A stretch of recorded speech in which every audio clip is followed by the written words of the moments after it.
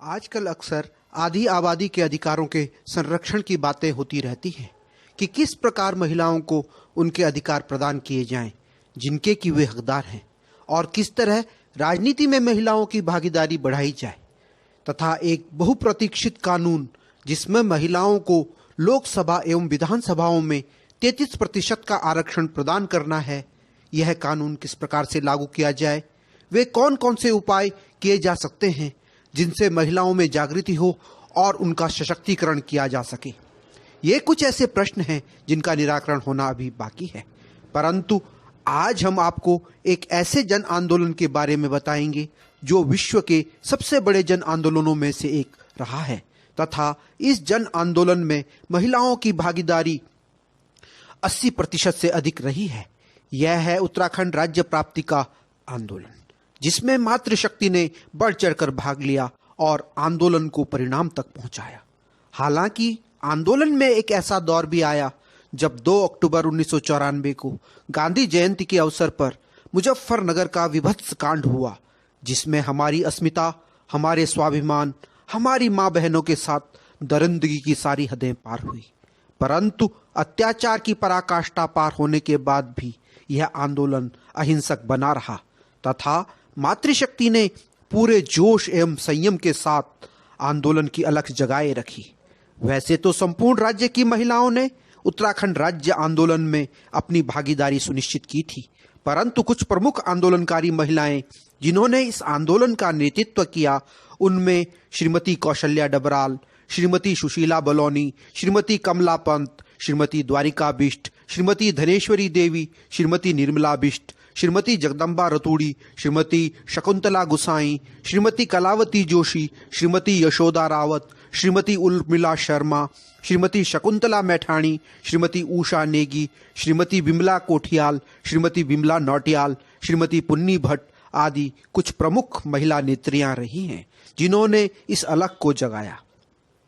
आज अंतर्राष्ट्रीय महिला दिवस के अवसर पर एक ऐसी ही विभूति से आपका परिचय कराने जा रहे हैं जिन्होंने एक सामान्य गृहिणी से लेकर एक दबंग राज्य आंदोलनकारी की भूमिका को बखूबी निभाया है। हम आज बात कर रहे हैं उत्तराखंड की शीर्ष राज्य आंदोलनकारी श्रीमती उर्मिला शर्मा जी की, जिन्होंने अपने साहस, धैर्य और संघर्ष के बल पर उत्तराखंड राज्य आंदोलन में नई जान फूंकी तथा अति विषम परिस्थितियों में राज्य आंदोलन को जारी रखा।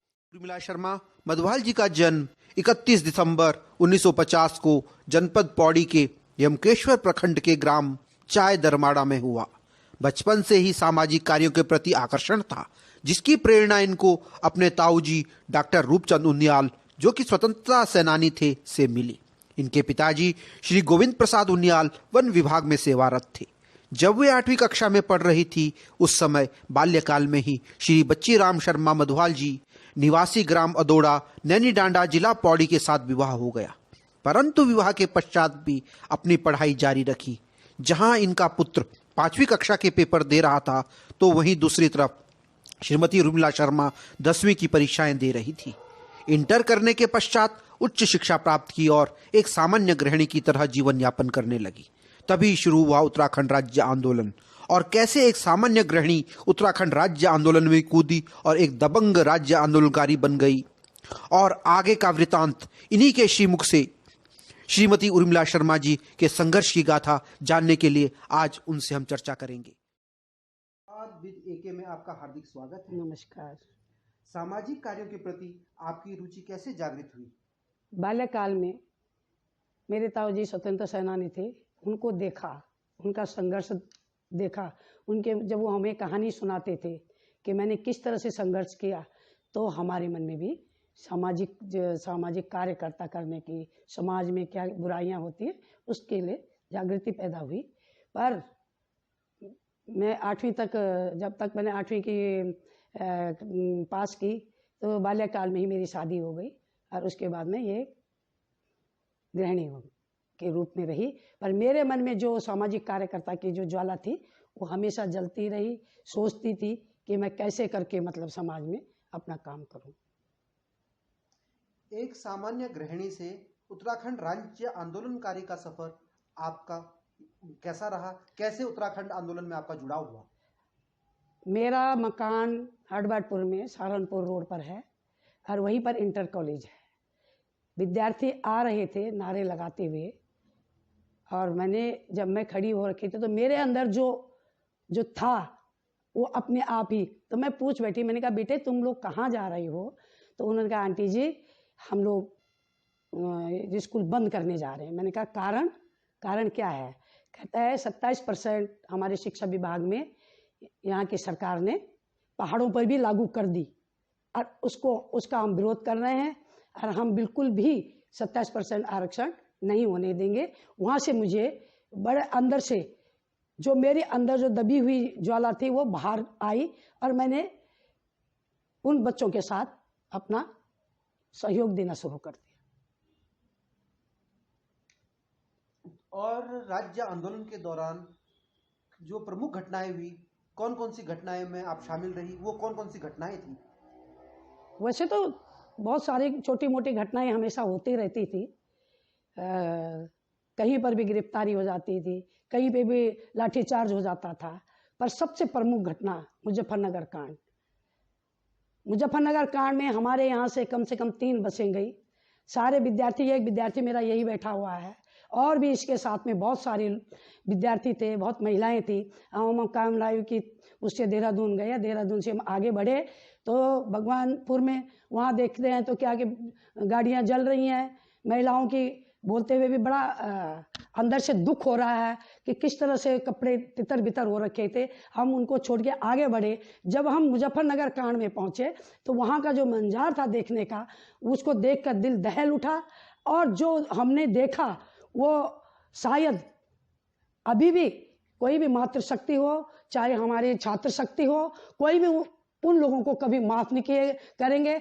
अभी भी हमारे दिल को तभी शांति होगी जब उनको इसका वो मिलेगा, सजा मिलेगी। वैसे हमारा जो न्यायालय है वो कर रहा है और हम आशा रखते हैं कि वो हमें और उन शहीदों को, अगर वो सच्ची श्रद्धांजलि हम तब दे होगी कि उन शहीदों को सही, जब उनको सजा मिलेगी तभी उन शहीदों की सच्ची श्रद्धांजलि होगी।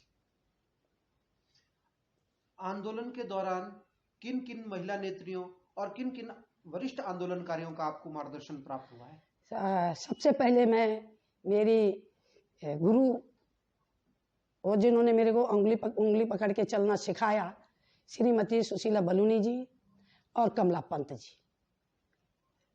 हमारे जिला अध्यक्ष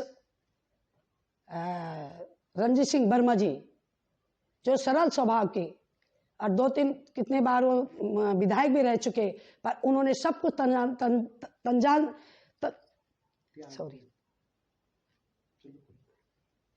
सब कुछ त्याग के वो भी इस आंदोलन में कूदे। उन्होंने भी एक मेरा मार्गदर्शन किया। हमारे पछुआ दून में हमारे सबसे वरिष्ठ और पिता तुल्य श्री वेद प्रकाश बहुगुणा जी, जिन्होंने कि मेरा मार्गदर्शन किया। मैं अगर कहीं पर भी उग्र हो जाती थी तो वो मुझे बहुत अच्छी तरह से संभालते थे। और बहुत सी सारी महिलाएं थी जो मेरे सहयोगी रही हैं। मेरे साथ में नीला थापा और जानकी रोतेला, इन लोगों ने मेरा बहुत साथ दिया और हमारा ये एक हुजूम था। हम लोगों ने यहाँ पर, मैं तहे दिल से उनको नमन भी करती हूँ। हमारे बीच में हमारे स्वर्गीय रंजीत सिंह वर्मा जी नहीं रहे, आदरणीय मेरे मामा जी बहुगुणा जी नहीं रहे, राम स्वरूप गुरु जी नहीं रहे। मैं सच्ची श्रद्धांजलि देते हुए उनको नमन करते हूँ। आज उनकी याद करके बड़ा अपने आप को बड़ा दुखी सी महसूस कर रही हूँ।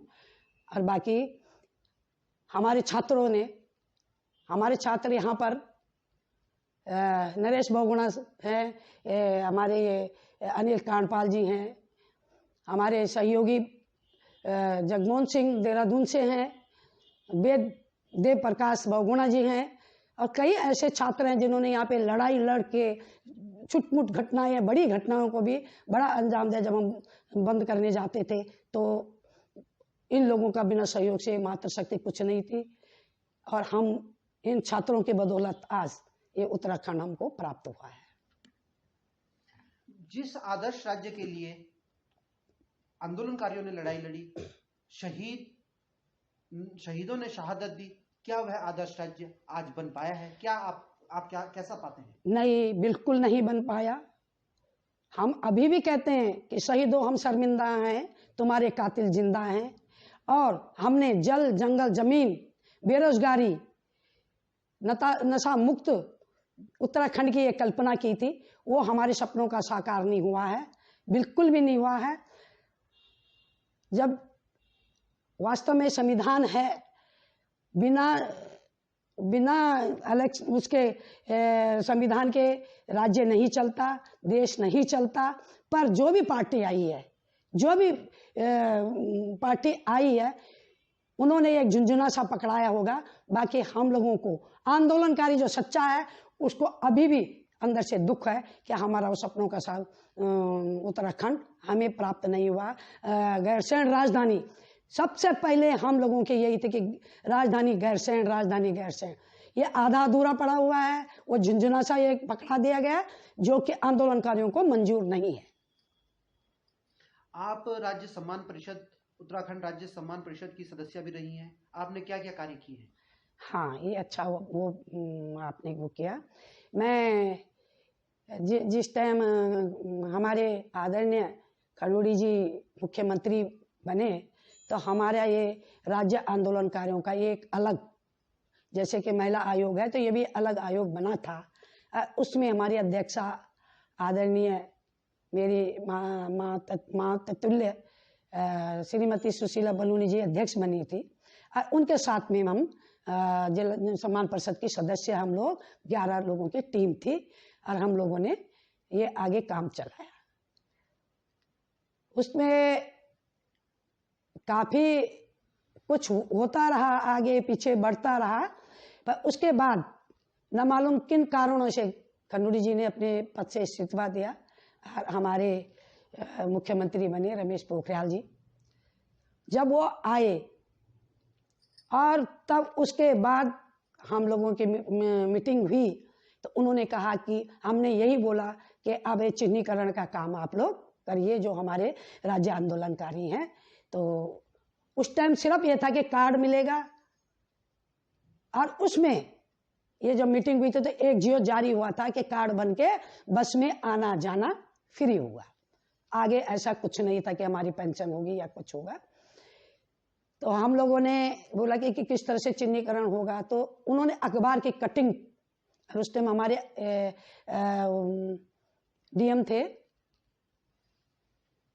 मैं नाम भूल रही हूँ, तुम्हें याद होगा थोड़ा, मैं हाँ डीएम और उनकी मीटिंग हुई तो वो डीएम टिहरी में थे। उन्होंने वहाँ पर अखबार की कटिंग से अपना वो चलाया। तो यहाँ पर आए तो उन्होंने कहा कि अखबार की कटिंग पे हम लोग चिन्हीकरण करेंगे।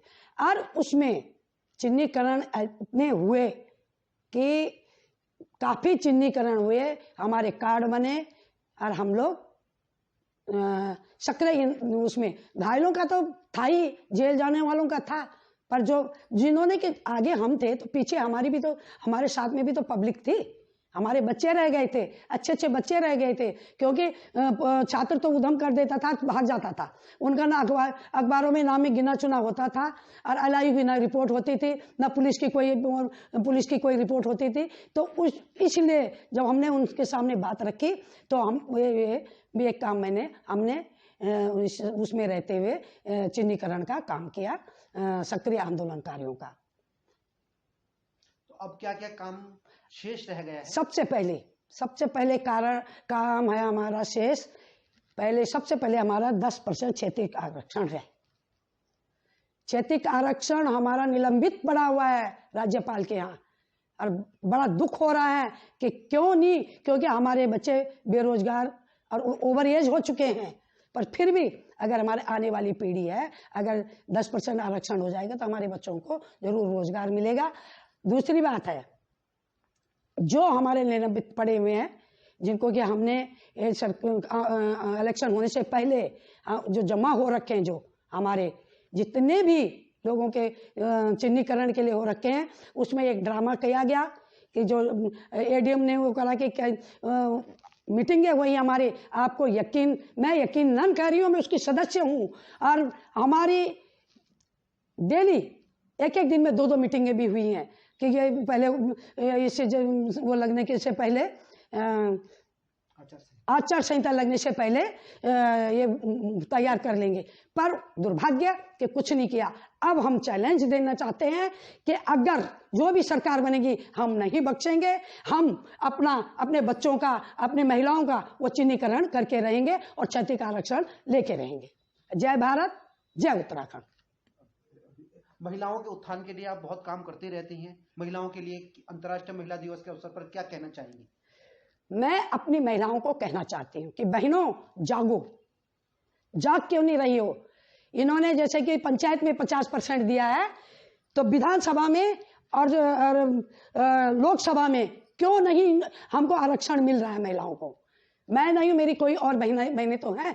सब महिलाओं को मैं अभी यही संदेश देना चाहती हूँ कि जागो और अपनी पहचान बनाओ, अपनी पहचान, अपनी ताकत को समझो, अपनी हिम्मत को समझो। जैसे हमने उत्तराखंड लिया, राज्य लिया है, वैसे अपना आरक्षण भी लो। आपका बहुत बहुत धन्यवाद। आपने संवाद के दर्शकों को अपना समय दिया, इसके लिए आपका पुनः हृदय से धन्यवाद। धन्यवाद।